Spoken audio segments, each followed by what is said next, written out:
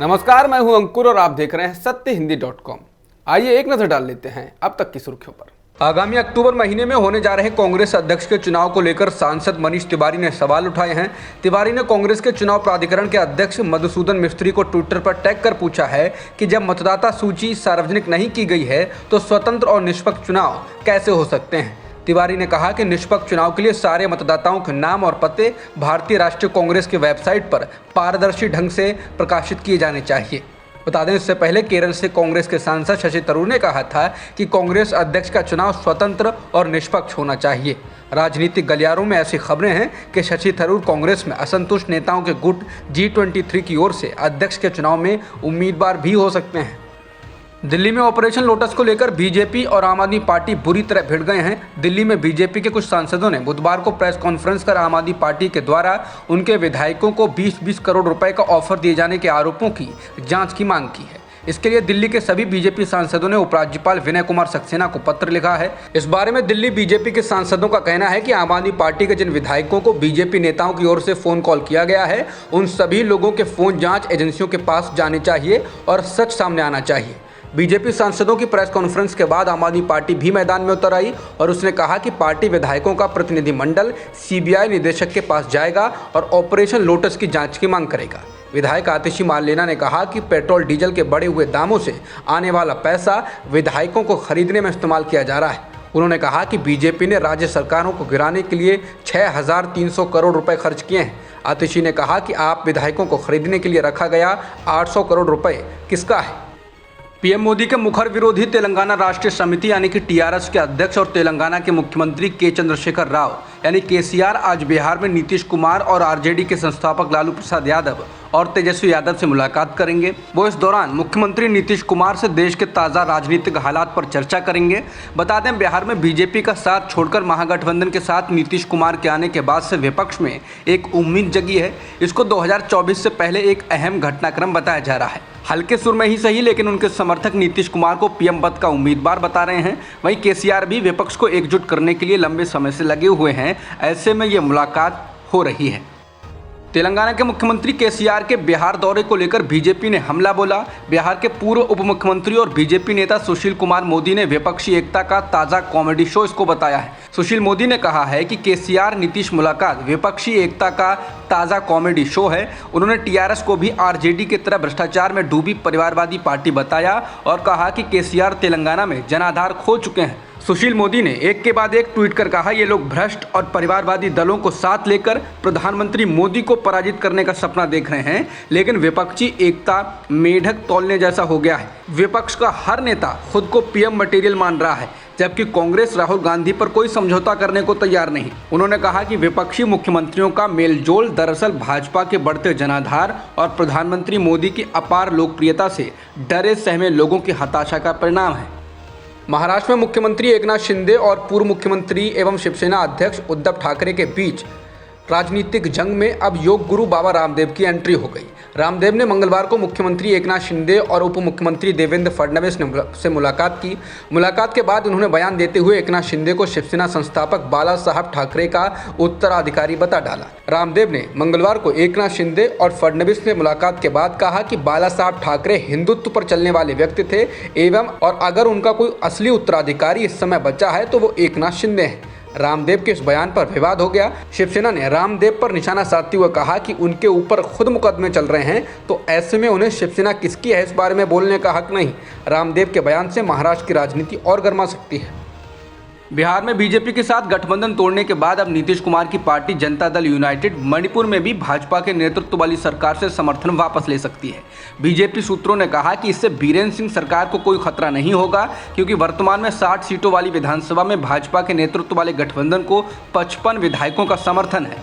इसमें जदयू के 7 सदस्य शामिल हैं। यहाँ तक कि अगर पार्टी समर्थन वापस लेती है तो ये सत्तारूढ़ गठबंधन की संख्या को 48 तक लाएगी, जो कि बहुमत के 31 के निशान से काफी ऊपर है। बता दें, बीजेपी से समर्थन लेने का फैसला पार्टी की मणिपुर यूनिट और राष्ट्रीय नेताओं के साथ 3-4 सितंबर को पटना में होने वाली राष्ट्रीय कार्यकारिणी की बैठक के दौरान लिया जा सकता है। बता दें, जदयू बीरेन्द्र सिंह सरकार को बाहर से समर्थन दे रहा था। बिहार के मुख्यमंत्री नीतीश कुमार ने मंत्री कार्तिक सिंह से कानून विभाग वापस ले लिया है। उन्हें गन्ना उद्योग विभाग का नया मंत्रालय दिया गया है। नीतीश कुमार में कानून मंत्रालय अब मंत्री शमीम अहमद के पास रहेगा। बता दें कि सरकार बनने के बाद कार्तिकेय सिंह को लेकर एक विवाद सामने आया था। कार्तिकेय सिंह के खिलाफ अपहरण के एक मामले में गिरफ्तारी का वारंट जारी किया जा चुका है। कार्तिकेय सिंह आरजेडी के विधान परिषद सदस्य हैं।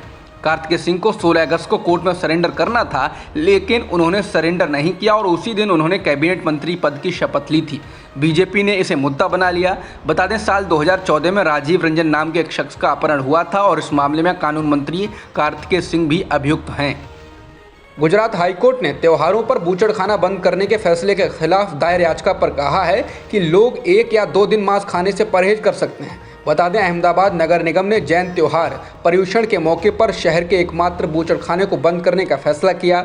नगर निगम ने शहर के एकमात्र बूचड़खाने को 24 से 31 अगस्त और 4 से 9 सितंबर के बीच त्योहारों के कारण बंद रखने का आदेश दिया था। इसी के खिलाफ बीते सोमवार 29 अगस्त को गुजरात की कुल हिंद जमीयत अल कुरैश एक्शन कमेटी ने हाईकोर्ट में याचिका दायर की।